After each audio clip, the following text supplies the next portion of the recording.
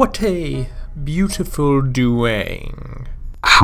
There must be no other place as pretty as this town. This feels like a picnic. Last time we looked at how a fabulous vampire could accelerate himself to sublight speeds to stop time. This time, we're taking a look at a man who just wants to live a quiet life.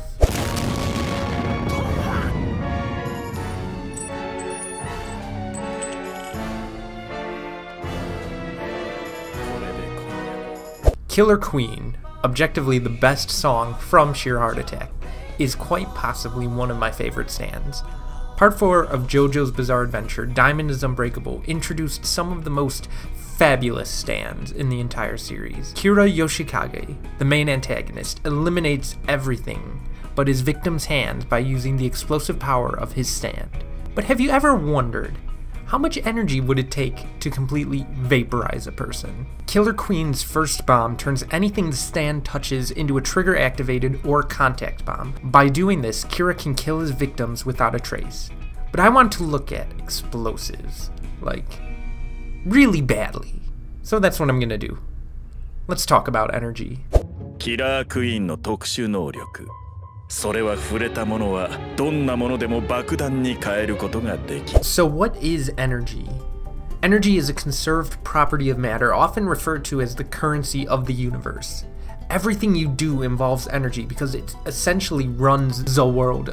In simple terms, kinetic energy relates to motion, potential energy relates to position in a force field, thermal energy relates to temperature. Energy has the units of joules, or 2.4 times 10 to the negative 4 kilocalories. For reference, a kilocalorie is actually 1 food calorie, which is incredibly bizarre that a kilocalorie and a calorie are the same thing. One way to calculate energy is using conservation of energy, but this only works on the macroscopic level for what are called elastic collisions, when initial energy and final energy are equal to each other. On a macroscopic scale, if energy is lost to sound or heat or friction, we say a collision is inelastic. But this doesn't help us for this situation where we're starting with something that doesn't have a lot of energy, and then ending with nothing but a ton of energy. So classical mechanics aren't really gonna help us.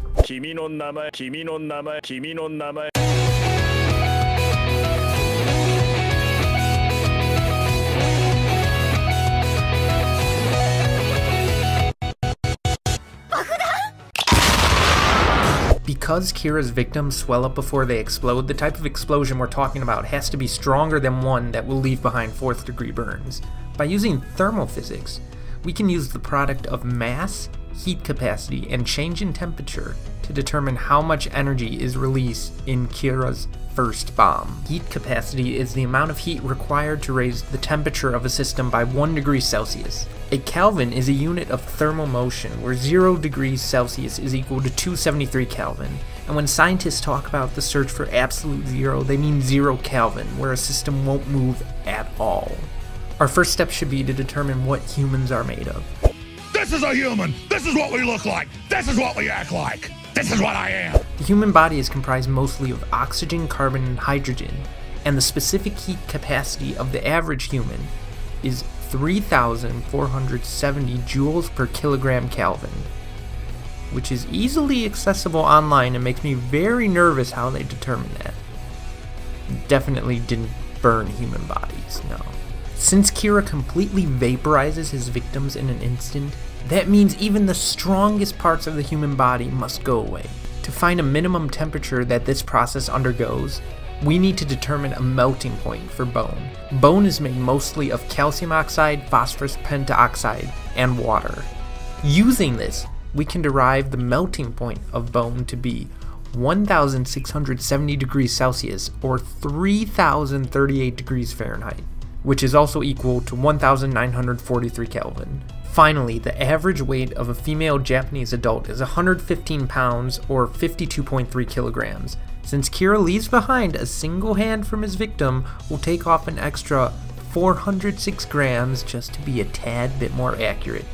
Using 51.894 kilograms, 3,470 joules per kilogram Kelvin, and a delta T of 1943 Kelvin, we can determine that Killer Queen's first bomb releases 3.4988 times 10 to the 8th joules of energy. If we take 1 Newton of force to be 1 joule per meter, that means Killer Queen exerts 350 million newtons of force with every explosion, which means Killer Queen holds enough force to launch 1,388 planes, which coincidentally can melt around 4,500 pounds of steel. The real question is it enough to break Diamond? Well, Diamond has an approximate tensile strength of 60 gigapascals, and a pascal is defined as 1 Newton per meter squared. Yeah, not even close. This means Kira's pathetic skyscraper leveling bomb can't do anything about Josuke. Or can it? Since diamonds are tetrahedral crystals, they have 4 planes of cleavage, or certain sections where the crystal can be cut fairly easily. When you hear a diamond is brittle, this is referring to the parallel symmetric structure of the diamond that makes it incredibly strong from certain angles and not from other angles. And we know that Killer Queen's bombs are pretty dang precise. And doesn't that perfectly sum up the relationship between these diametrically opposed characters in the beauty of Araki's work? Killer Queen. Thank you so much for watching. I really appreciate all of the intellectuals enjoying JoJo's like myself. We'll see where this series leads, but for now I'll keep going. I'm planning on revisiting Sheer Heart Attack in the future, so look forward to that. No, the next one is not going to be King Crimson, okay? Okay? It just works. You know, that's all you need. That's the only answer you need. It just works. I don't have to cover it. Have a beautiful Duang, and I'll see you all next time.